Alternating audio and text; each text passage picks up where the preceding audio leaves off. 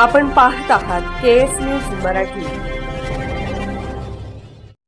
आज आपण 2 दिवस बघतो आहोत, मुंबई, कोकण आणि ह्या भागामध्ये खूप मोठा पाऊस झाला।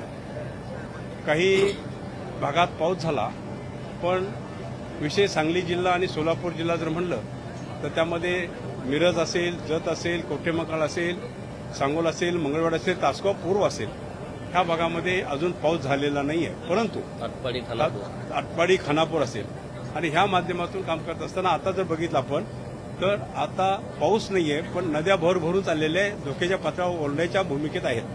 त्यामुळं आम्ही मुख्यमंत्री आणि राधाकृष्ण विखे पाटलांना, गोपीचंद पडळकर आमदार आणि आम्ही त्यांना विनंती केली की हे पाणी आता पाऊस खाली नाहीये, तर हे पाणी जर आपण टेंबू ताकारी म्हैसाळ जर चालू केलं तर खालील दुष्काळग्रस्त भागांना एक सहकार्य मिळेल आणि त्यांना आधार मिळेल।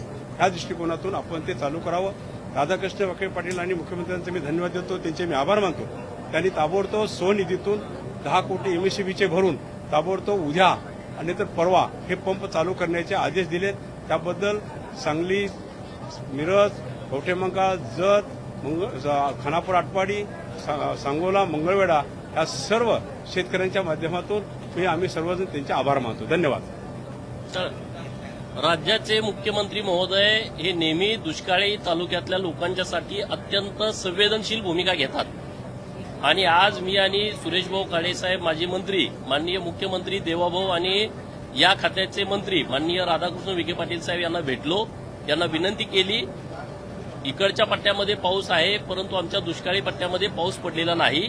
पिकं हातातोंडाला आलेली आहेत, कारण अगोदर 15-20 दिवसापूर्वी या योजना सुरू होत्या। कोयना धरण आणि वारणा धरणातलं पाणी संपल्यामुळं या योजना पाण्याअभावी बंद झालेल्या आहेत।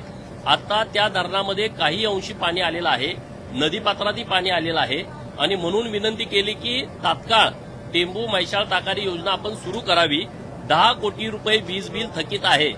असं असताना देखील माननीय मुख्यमंत्री महोदय आणि जलसंपदा मंत्री राधाकृष्ण विखे पाटील साहेब यांनी महामंडळाच्या स्वनिधीतून 10 कोटी रुपयेचं बिल भरण्याच्या सूचना दिलेल्या आहेत आणि तात्काळ या योजना चालू करण्याच्या संबंधित अधिकाऱ्यांना त्यांनी आदेश दिलेले आहेत। मी या सर्व दुष्काळी तालुक्यातल्या जनतेच्या वतीनं माननीय मुख्यमंत्री महोदय आणि माननीय जलसंपदा मंत्री विखे पाटील साहेब यांचा आभार व्यक्त करतो। धन्यवाद। केएस न्यूज मराठी चॅनलला लाईक करा, शेअर करा आणि सबस्क्राईब करा।